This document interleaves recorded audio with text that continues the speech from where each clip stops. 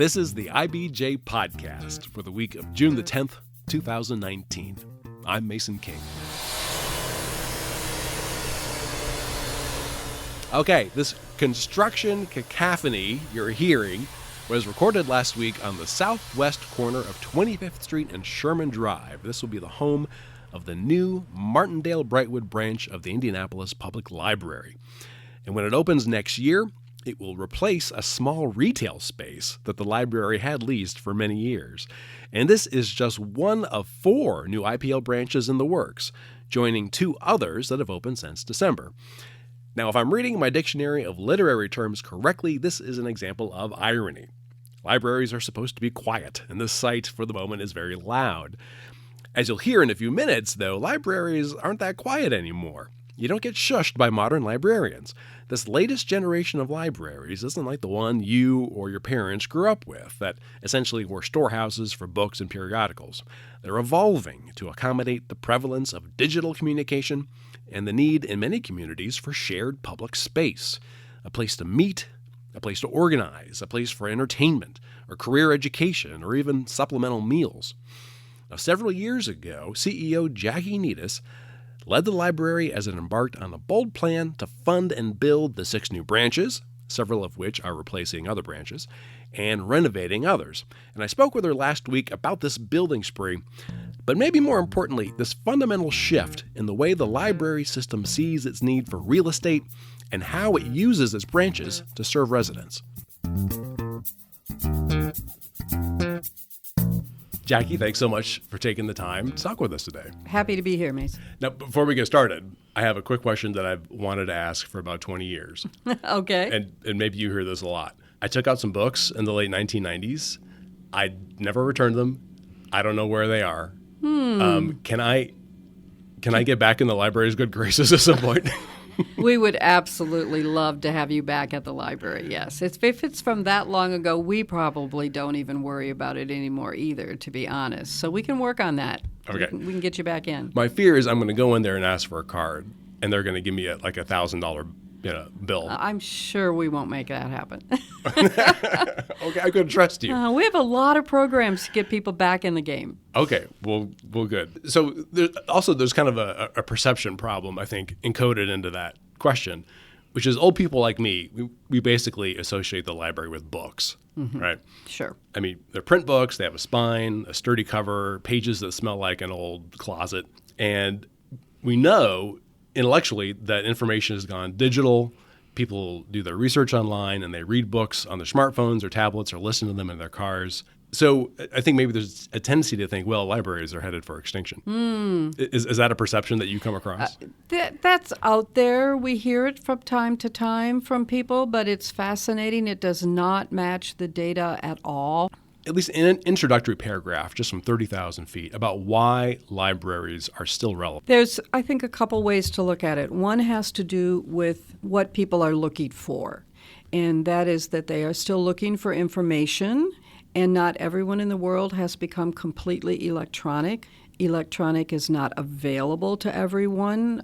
You or I may be blessed to have great internet access, but that's not the case for everyone. And so there's plenty of people who come to the library as a way to access the information or the entertainment that they're looking for. They also can come looking for programming, especially for families, maybe for folks who want ongoing education or cultural enrichment. You know, the classical concerts on Sunday are free, and that's a wonderful opportunity for people. The other thing that happens is people in our culture are still looking for a third place. They're looking for someplace other than home and other than work that they can spend time, and they don't have to buy a ticket to get in, and they can own that space. And we continue to see a very high interest in having a place to call their own. What are people doing in libraries now that is different than maybe 20 years ago? Sure. You know, the biggest difference, of course, is they're using their own technology in our libraries. it's fun to walk around a library and see the number of people who have some books by them and who also have their own iPad or laptop set up. And they're going back and forth. And they might even have their phone next to them, too. And so they're doing whatever they're doing. They're doing work. They're writing a graduate paper. Maybe they're looking for a job. 20 years ago, they looked at newspapers for jobs in other cities and things like that.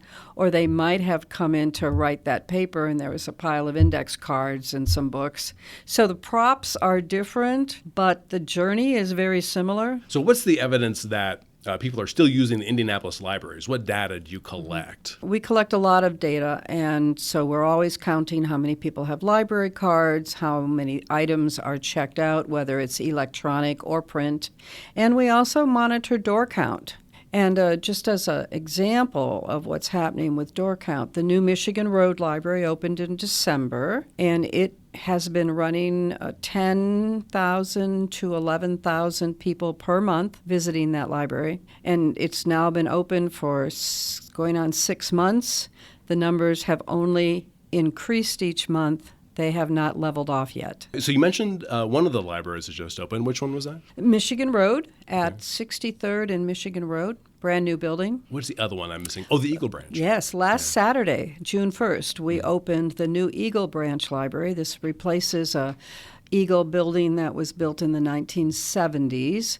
This new one is off of Pike Plaza Road back by the Meyer grocery store. And that opened on Saturday. It's in the middle of the international marketplace and has a lot of very global flavor to it, to be honest. Well, that's interesting. Yeah, tell me in what ways are these new libraries good examples of the new way that libraries are used and the new conception of a library? Sure. Well, let's talk about Eagle for just a minute. The international marketplace, we know that area is extremely diverse. There's probably 90 languages spoken in that part of the city.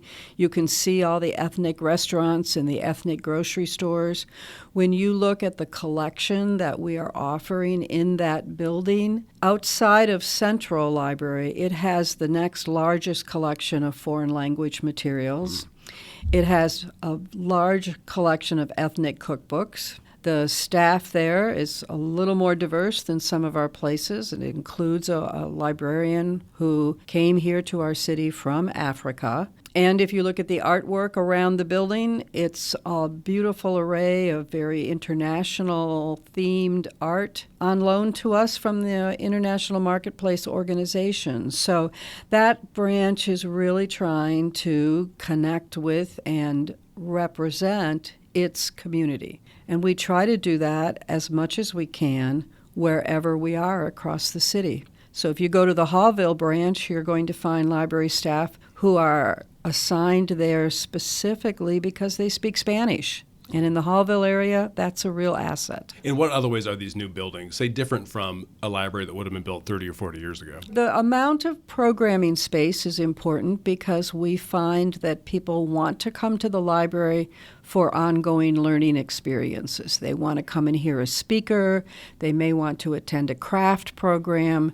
Their children may want to come and actually see the folks who bring the animals in for the programming. They also have study rooms because of people spending long periods of time doing their own independent work at a library, but wanting to do it quietly because our libraries are not quiet like they were years ago. I think you also will find a much larger array of computer equipment in our libraries. People are a little more prone to have access to the internet now because of their smartphones, but at the end of the day, significant numbers of people still come to the library to use the library's computers. Who's coming to use their computers if they're not bringing their own? I would say a couple of groups of people. You certainly have young people who don't have access at home, for example, to high-speed internet. You have low-income folks who don't have a smartphone, and you see them lined up at 10 o'clock in the morning when the door opens. They want to check their email just like I do when I wake up at 6 in the morning, and the first thing I grab for is my smartphone so I can check my email. You also see an older population. They may not feel comfortable acquiring that kind of stuff for their own use at home, but they will come to us and use it. We certainly see unemployed folks who will come. Perhaps they had internet access for a while, but they had to drop it. It sounds, in a way, like a social safety net. That's an interesting way to put it, actually, and I think for various people at certain times in their lives, we absolutely are. We have had people come into our job centers, which are actually almost career counseling centers, and they'll say that they are either unemployed, they were laid off, or perhaps they can see the writing on the wall and they know they've got to skill up. We've got those people coming, and they're either doing job searches on our computers with our staff helping them, or they may be working their way through one of the thousands of electronic online classes that you can get from our collection, and you can brush up your Excel skills or some aspect of your accounting skills or whatever it may be. You can just sit at the library all day and take those little classes by yourself and get to the point where you're a little bit more marketable. Before we get any further, I've crossed my fingers here because I didn't want to forget to ask this. Why aren't libraries quiet? You know, people are not quiet like they used to be either. We're not quiet anywhere. We're not quiet in church, you know? We've just become a much more fluid society, and that notion of certain sacred spaces is less a part of us anymore. At some point, did the librarians have to say, okay, how loud can we let this get? Well, do we have to stop shushing people? We try really hard to chill. This is brilliant. And it's a great metaphor for us stopping just for a second. We're going to take a quick break and talk about our sponsor. This is the IBJ Podcast.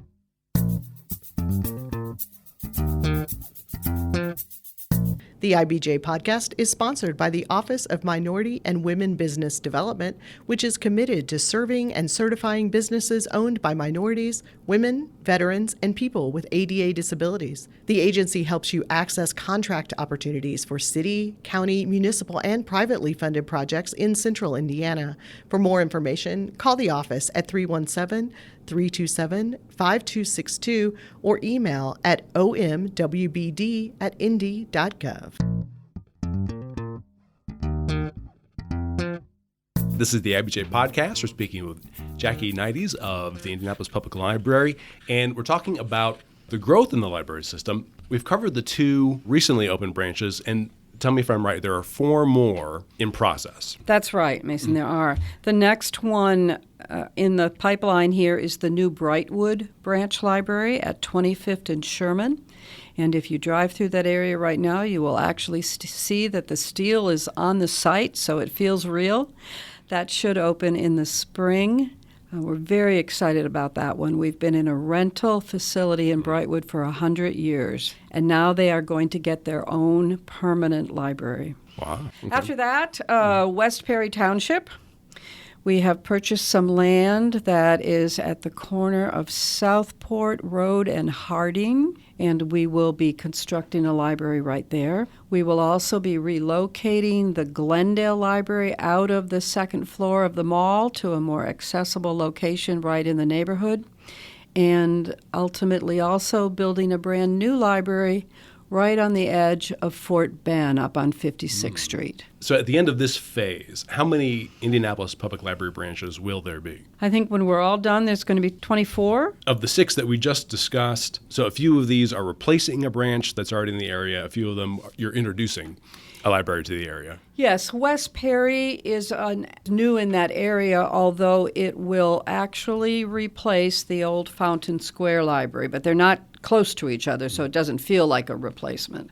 From our standpoint, from a staffing and operational standpoint, we're closing Fountain Square and adding West Perry. When we opened Michigan Road, we closed Flanner House. So these were 2 smaller inner city locations that closed to allow some larger locations to be built further out. The net add at the end of the day is Fort Bend. That one will actually be a net addition to our program. How much does it cost to build a new library now? Depends on which one it is. Michigan Road, which we just were talking about, ran us a little over $7 million. Eagle is in that same ballpark. By the time we get up to replacing Glendale, we're going to be talking more about $10 million. So you used to be the CFO of the library. I'm going to count on you to be gentle with us and explain where the money for building these libraries came from. The money came from, of course, the Indianapolis taxpayers who supported through the library board and the city county council our desire to sell bonds to raise the money to build these, and then we pay those bonds back over time out of a property tax rate. The good news was we designed a financial plan that allows us to have no tax increase for the entire run of all this construction work. We planned it out pretty strategically. We picked a tax rate, promised we'd stay there, and it's turning out to be the case. And from what I understand, the new branches, or at least some of the new branches, will be owned by the library instead of leasing them. It was a very strategic decision to move to ownership of all of our buildings rather than leasing.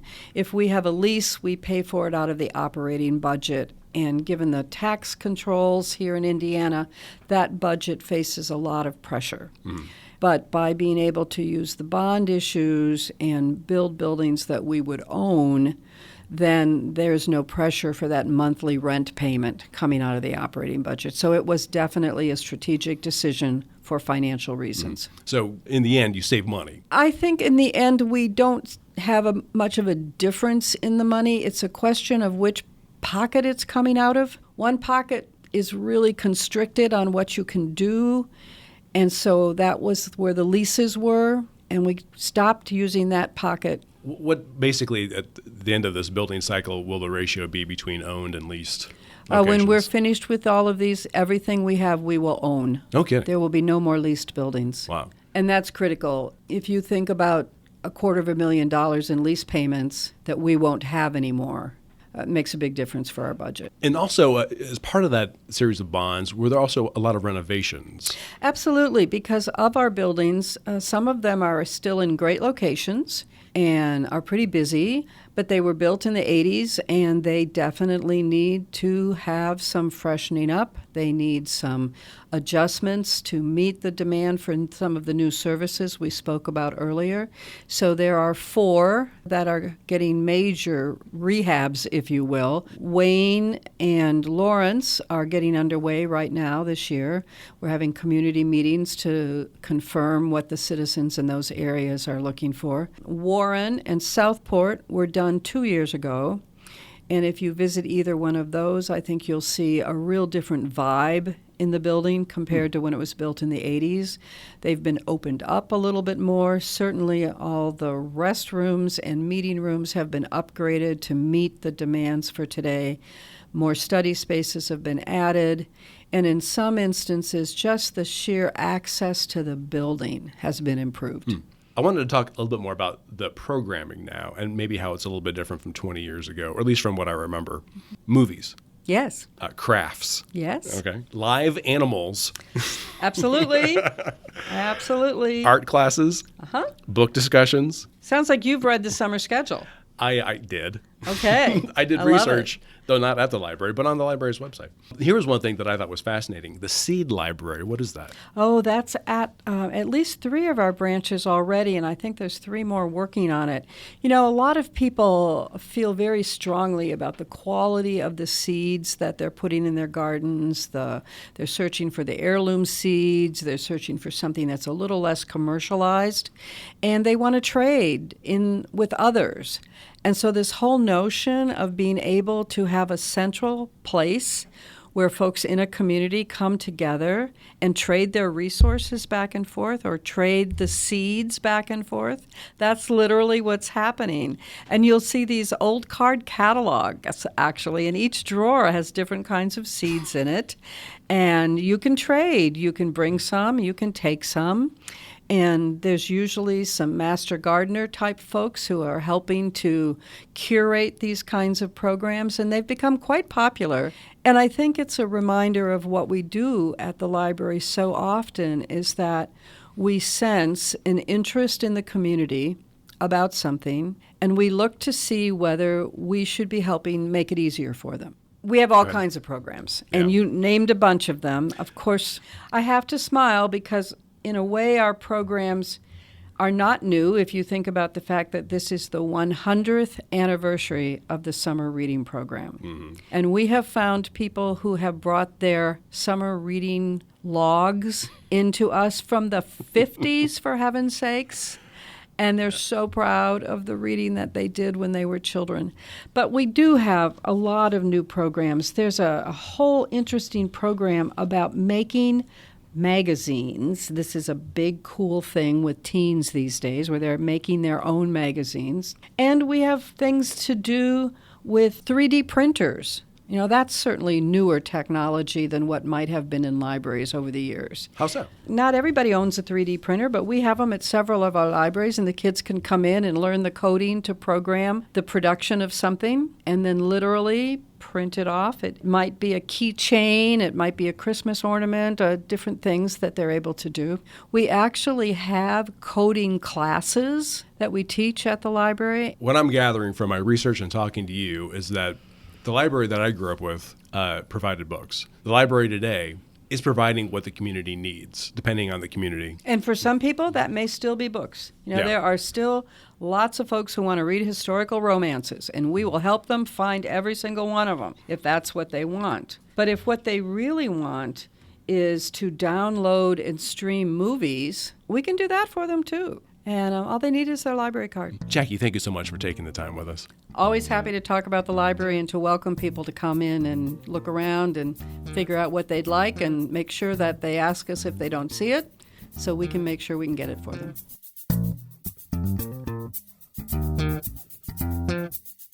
My thanks again to Jackie Nytes. And as a quick postscript, after the interview, we actually checked to see if I was still in the library's computer system, and there is no record of me or my overdue fees. So if you're in a similar situation to mine, you might be able to start over.